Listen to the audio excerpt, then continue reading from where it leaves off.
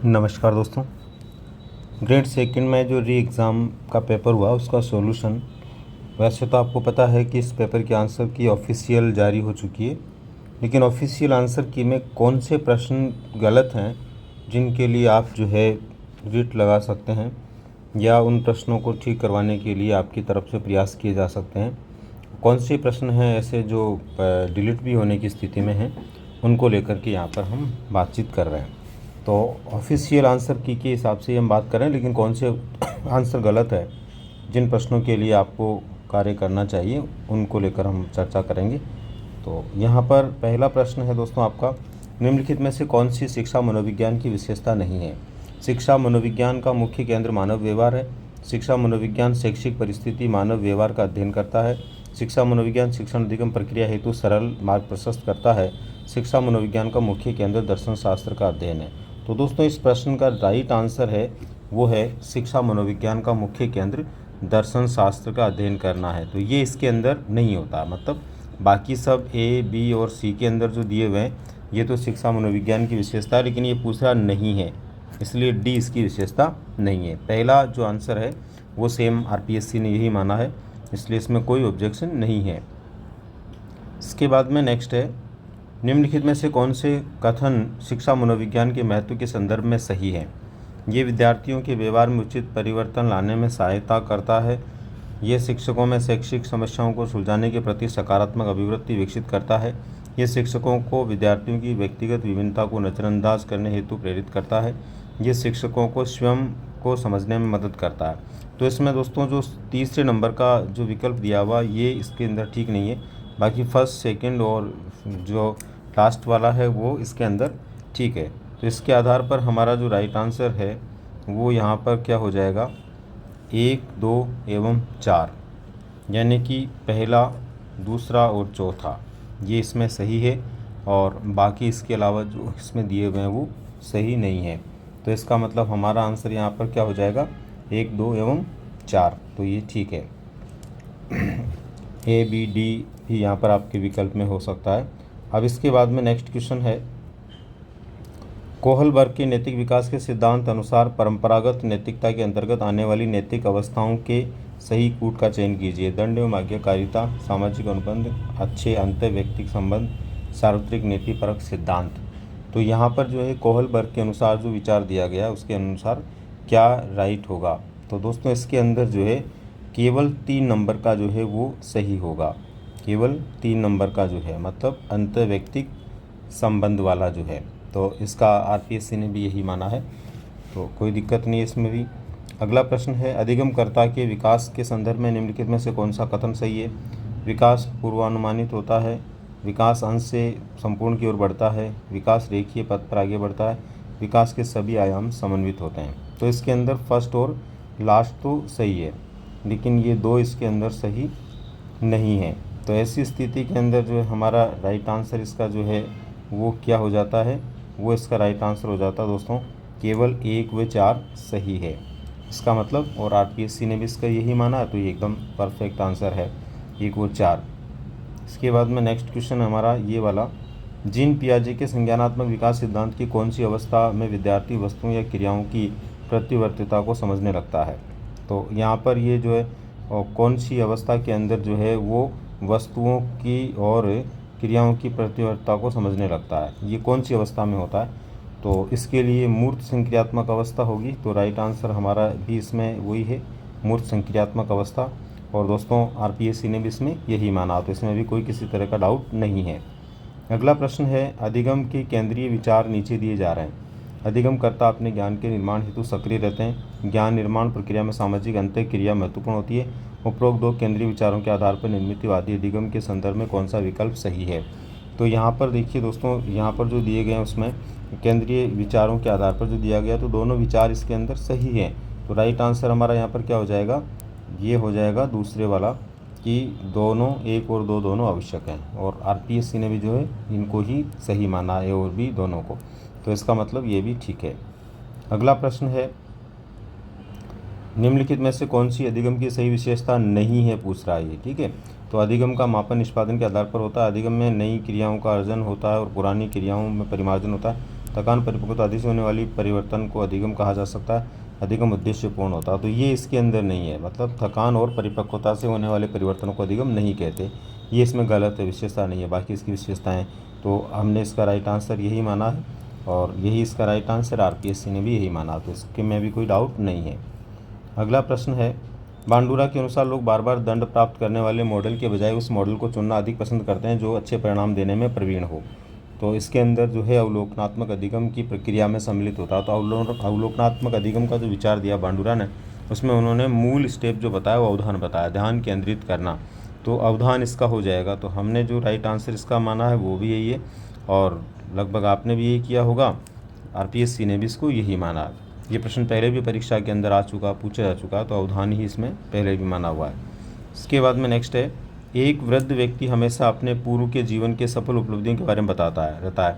समायोजन क्रियाविधि में ये उदाहरण निम्नलिखित में से कौन सी रक्षा युक्ति है। तो दोस्तों इसके अंदर जो है आरपीएससी का आंसर गलत है, आपको ध्यान रखना है।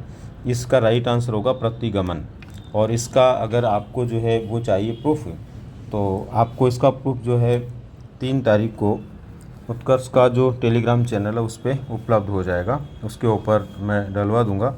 तो आपको ध्यान रखना प्रतिगमन इसका जो है राइट आंसर होगा, जबकि आरपीएससी ने इसमें क्या माना है, प्रतिदमन माना, जो कि गलत है। यानी सही क्या होगा, इसमें प्रतिगमन ही होगा। तो ये प्रश्न या तो डिलीट होगा या इसमें प्रतिगमन सही माना जाएगा। तो ध्यान रखना आपको, वैसे प्रतिगमन ही इसका 100% सही है और इसका जो प्रूफ है वो आपको मिल जाएगा। इसके बाद में नेक्स्ट है, जोड़ों को मिलाइए। जोड़ों को मिलाने वाला प्रश्न है ये, यानी पास अलोंग परीक्षण किसका है, संस्कृति मुक्त परीक्षण किसका है, सम्मेलन परीक्षण किसका है, आईक्यू किसका है। तो देखो इसके अंदर पास जो परीक्षण है ये अलेक्जेंडर का है। इसके बाद में संस्कृति मुक्त जो है ये केटल का है। सम्मेलन परीक्षण जो है ये जैकोब का है और आईक्यू वाला जो है टर्मन का है। तो इसके अंदर हमारा राइट आंसर जो हो जाएगा वो क्या हो जाएगा, सेकंड, थर्ड, फोर्थ, फर्स्ट वाला जिसमें आएगा। तो ये आ रहा हमारे फर्स्ट विकल्प में, सेकंड, थर्ड, फोर्थ और फर्स्ट। तो ये इसका राइट आंसर हो गया। ठीक है, तो ये भी सही है, आरपीएससी ने भी यही माना, इसमें कोई दिक्कत नहीं है। अगला प्रश्न है, जुंग के अनुसार व्यक्तित्व की टाइपोलॉजी में समाजसेवी, राजनीतिज्ञ और व्यापार प्रबंधक निम्न में से श्रेणीबद्ध किए जा सकते हैं। तो ये जो भी होते हैं ना, समाजसेवी होते हैं, राजनीतिज्ञ होते हैं, व्यापार प्रबंधक होते हैं, ये लोग बहिर्मुखी व्यवहार के होते हैं। तो इसमें राइट आंसर जो होगा हमारा बहिर्मुखी होगा। तो बहिर्मुखी हमने इसमें माना और आरपीएससी ने भी यही माना, तो इसमें भी कोई डाउट नहीं है। इसके बाद में दोस्तों नेक्स्ट क्वेश्चन है, व्यक्तित्व आकलन के लिए निम्नलिखित में से कौन सा परिस्थिति परीक्षण का उदाहरण नहीं है। तो इसके अंदर जो है साइकोड्रामा, सैन्य स्थिति परीक्षण और एमएमपीआई और समाज मिति। तो इसके अंदर साइकोड्रामा, सैन्य स्थिति परीक्षण और समाज मिति ये तो स्थिति परीक्षण के अंदर आएंगे, परिस्थिति परीक्षण में, लेकिन एमएमपीआई ये व्यक्तित्व से जुड़ा हुआ है। तो यहाँ पर इसका राइट आंसर क्या हो जाएगा, एमएमपीआई हो जाएगा और एमएमपीआई ही आरपीएससी ने भी माना, तो इसमें कोई दिक्कत या डाउट वाली बात नहीं है। अगला प्रश्न है दोस्तों ये, निम्नलिखित में से कौन सा अभिप्रेरणा का परिप्रेक्ष्य विद्यार्थी में व्यक्तिगत विकास, उसके अपने भाग्य चयन की स्वतंत्रता और सकारात्मक गुणों की क्षमता पर बल देता है। तो यहाँ पर जो है जब इसमें व्यक्तिगत विकास की बात हो रही है और भाग्य चयन के लिए स्वतंत्रता और सकारात्मक गुणों की बात हो रही है, तो यहाँ पर ये मानवतावादी जो व्यवहार होता है उससे जुड़ा हुआ है। तो राइट आंसर भी इसका क्या है दोस्तों, यह मानवतावादी है और आरपीएससी ने भी इसको ही माना, इसलिए इसमें भी कोई डाउट नहीं है। अगला प्रश्न है हमारा, एक विद्यार्थी एक कोर्स के परीक्षण में अच्छे ग्रेड प्राप्त करने के लिए कठिन परिश्रम पूर्वक अध्ययन करता है, उदाहरण है। तो जब ग्रेड प्राप्ति की बात आती है या बाह्य वातावरण से मोटिवेशन की बात आती है तो हमेशा बाह्य अभिप्रेरणा का ही एग्जाम्पल होता है। तो राइट आंसर इसका हमारा क्या है, बाह्य अभिप्रेरणा। आरपीएससी ने भी यही माना, तो कोई डाउट इसमें भी नहीं है। इसके बाद में नेक्स्ट है, निम्नलिखित में से कौन सा बी के पासी द्वारा निर्मित सृजनात्मक परीक्षण का उप परीक्षण नहीं है। तो इसके अंदर से जो है सामान्य उपयोग परीक्षण, परिणाम जिज्ञासा परीक्षण, समस्या अवलोकन परीक्षण होता है। तो इसमें सभी होते हैं, लेकिन जो परीक्षण नहीं होता वो नहीं होता सामान्य उपयोग परीक्षण। तो राइट आंसर इसमें क्या हो जाएगा, सामान्य उपयोग परीक्षण। आरपीएससी ने भी इसका यही माना, कोई डाउट इसमें नहीं है। अब दोस्तों ये वाला फिर एक प्रश्न आया जो डाउटफुल है, एक व्यक्ति अपने स्वयं के समझने और प्रभावी रूप से अपने जीवन को निर्देशित करने की योग्यता रखता है। गार्डनर के अनुसार व्यक्ति निम्नलिखित में से किस प्रकार का फ्रेम ऑफ माइंड रखता है। तो दोस्तों इसके अंदर क्या है, आप इंग्लिश वर्जन में जाते हैं तो इसमें अलग लिखा हुआ है और हिंदी वर्जन में जाते हैं तो अलग लिखा हुआ है। तो इसके अंदर ये प्रश्न जो है, इसके अंदर जो है आरपीएससी ने तो अंतरावैयक्तिक माना है इंग्लिश वर्जन के आधार पर, जो कि हिंदी वर्जन के आधार पर सही नहीं है और होना चाहिए अंतर्वैयक्तिक, लेकिन इसका इंग्लिश वर्जन गलत दिया हुआ है। तो इसका मतलब ये हुआ कि ये प्रश्न डाउटफुल है। इस प्रश्न को आरपीएससी क्या मानती है, आरपीएससी ने तो अंतरावैयक्तिक मान लिया है इसके अंदर, हिंदी के हिसाब से देखा जाए तो उसने इंग्लिश के अकॉर्डिंग माना है, जबकि ये गलत है। तो मेरे हिसाब से ये प्रश्न जो है वो डिलीट होगा, इसके अंदर दोनों में से कोई भी एक नहीं माना जा सकता, ठीक है ना, क्योंकि यहाँ पर इंग्लिश अलग दे दिया इनका और हिंदी अलग दे दिया, मतलब जिसका इंग्लिश देना था उसका हिंदी दे दिया, जिसका हिंदी देना था इंग्लिश दे दिया। समझ रहे होंगे बात आप। और इंग्लिश के आधार पर आंसर उन्होंने माना तो ये हो गया, जबकि हिंदी के अनुसार स्टूडेंट करके आया होगा तो इसका आंसर ये होना चाहिए। तो ये प्रश्न जो है डाउटफुल है 100% और ये डिलीट होने योग्य प्रश्न है। इसके बाद में नेक्स्ट है, एक व्यक्ति अपने स्वयं को समझने और प्रभावी रूप से अपने जीवन को निर्देशित करने के लिए, तो ये वही प्रश्न है जिसको अपन डाउटफुल मान रहे हैं। तो इसका उत्तर हमारे हिसाब से ये होना चाहिए हिंदी के हिसाब से। इंग्लिश के हिसाब से बात करेंगे तो ये नहीं होगा, क्योंकि इंग्लिश के अंदर गलत दिया हुआ है, यहाँ पर गलत दिया हुआ है, यहाँ पर सही दिया हुआ है। तो ये तो डिलीट वाला प्रश्न है ही है, इसको तो आपको ध्यान रखना ही है कि डिलीट है। नेक्स्ट क्वेश्चन है, एक व्यक्ति की एक उत्पाद के प्रति अभिवृत्ति लक्षित के वस्तुनिष्ठ गुणों के बारे में उसके विश्वासों पर आधारित अभिवृत्ति का एक घटक है, संज्ञानात्मक, भावात्मक, व्यवहारात्मक और मूल्य। तो यहाँ पर इसका क्या होगा, संज्ञानात्मक होगा। तो राइट आंसर हमारा क्या हो जाएगा यहाँ पर, संज्ञानात्मक। ठीक है, आरपीएससी ने भी यही माना है, कोई डाउट नहीं है इसमें। अगला है, अपने स्वयं को अपने आंतरिक विचारों, भावनाओं और क्रियाओं के रूप में परिभाषित करने का एक सही तरीका आत्म प्रत्यय का दृष्टिकोण है। अपने स्वयं को आंतरिक विचारों और भावनाओं से और क्रियाओं से परिभाषित करने की बात आती है स्वयं के लिए, तो ऐसी स्थिति के अंदर क्या हो जाएगा, इसमें स्वतंत्र हो जाएगा। तो अपने स्वयं को आंतरिक विचारों और भावनाओं और क्रियाओं के रूप में परिभाषित करने का आत्म प्रत्यय का सही दृष्टिकोण क्या है, स्वतंत्र है। तो ये राइट है, आरपीएससी ने भी इसको यही माना है, कोई डाउट इसमें नहीं है। दोस्तों ये प्रश्न है, यदि व्यक्ति के विभिन्न गाँवों का प्रसामान्य वितरण वक्र बनाया जाए तो यहाँ पर प्रतिशत लोग ये m+-16 की सीमा के बीच पाए जाएंगे। तो ये जो प्रश्न है ये अपने आप में ऐसा प्रश्न है, सामान्य रूप से ग्रेड सेकंड के पाठ्यक्रम को लेकर के यदि हम बात करें तो ये जो आउट ऑफ सिलेबस माना जा सकता है, क्योंकि ये प्रश्न जो है इस तरह के प्रश्न इसमें संभव नहीं है। फिर भी इन्होंने दिया है, इसका आंसर जो है वो तो हो जाएगा 68.26 और आरपीएससी ने भी यही माना इसका, वो ठीक है। लेकिन ये प्रश्न जो है दोस्तों आउट ऑफ सिलेबस के हिसाब से आप इसको जो है क्लेम कर सकते हैं, ठीक है।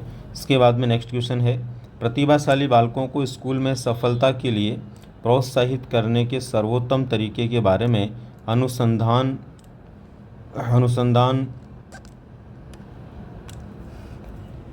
किए जाते हैं कि उन्हें उनके माता पिता उच्च आकांक्षाओं की याद दिलाना, पुरस्कार के लिए प्रतियोगिता प्रवृत्ति को प्रोत्साहित करना, जहां तक संभव हो सके उन्हें सहपाठी शिक्षक नियुक्त करना, स्वयं के लिए अधिगम के हेतु प्रेम को प्रोत्साहित करना। तो इसमें डी हो जाएगा, है ना, कि अनुसंधान के लिए, स्वयं के लिए, अधिगम हेतु प्रेम के लिए प्रोत्साहन करना। तो दोस्तों ये थे 20 प्रश्न जो आपको इस परीक्षा के अंदर पूछे गए।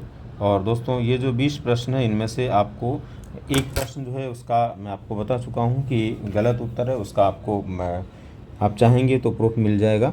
और एक प्रश्न जो है 100% डाउटफुल है, उसके अंदर गलत उत्तर माना गया है। दो उत्तर हैं, दोनों में अलग अलग दिया हुआ, तो इस वजह से वो भी डाउटफुल है। और एक प्रश्न आउट ऑफ सिलेबस है। तो ऐसे करके 3 प्रश्नों के अंदर समस्या है, जिसको आप एक बार देख सकते हैं। धन्यवाद।